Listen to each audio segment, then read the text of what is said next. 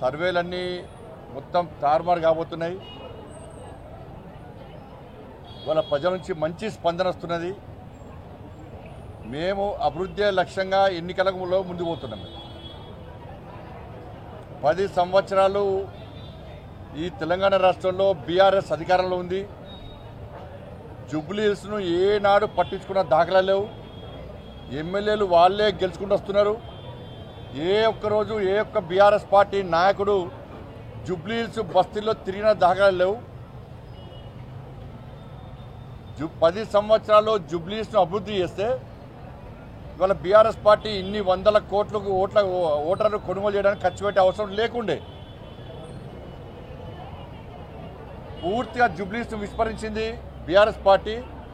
ఈ జూబ్లీ హిల్స్ను డ్రగ్స్కు అడ్డగా మార్చింది బీఆర్ఎస్ పార్టీ. జూబ్లీ హిల్స్లో ఏం దొరుకుతాయంటే డ్రగ్స్ దొరుకుతాయి అంటారు. ఇది దేశవ్యాప్తంగా జూబ్లీ హిల్స్ పేరు మొత్తం సర్వనాశనం చేసిన పార్టీ బీఆర్ఎస్ పార్టీ.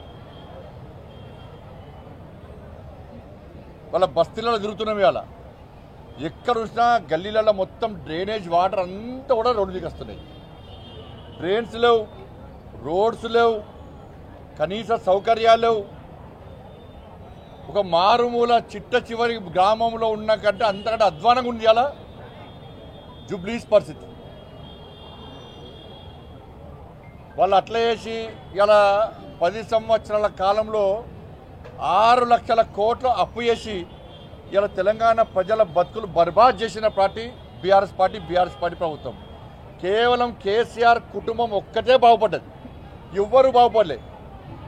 2,40,000 ఇండ్లు మోడీ గారి ప్రభుత్వం ఇస్తే కేసీఆర్ ప్రభుత్వం జూబ్లీస్లో ఒక్కరికి ఒక్క ఇల్లు ఇవ్వలే. సర్వే సంస్థలకు కొని 3 కోట్ల రూపాయలు పెట్టి సర్వే సంస్థలకు సర్వే వాళ్ళకి అనుకూలంగా మార్చుకునే ప్రయత్నం చేస్తున్నారు. వాళ్ళ సొంత యూట్యూబ్స్ మీద ఆధారపడి తప్పుడు ప్రచారాలు చేస్తున్నారు. ఇది బీఆర్ఎస్ పార్టీ పరిస్థితి.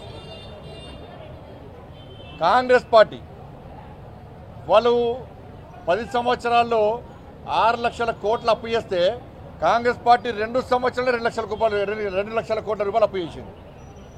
పోనీ ఏమైనా అభివృద్ధి కార్యక్రమాలు చేసిరంటే ఏమీ లేదు.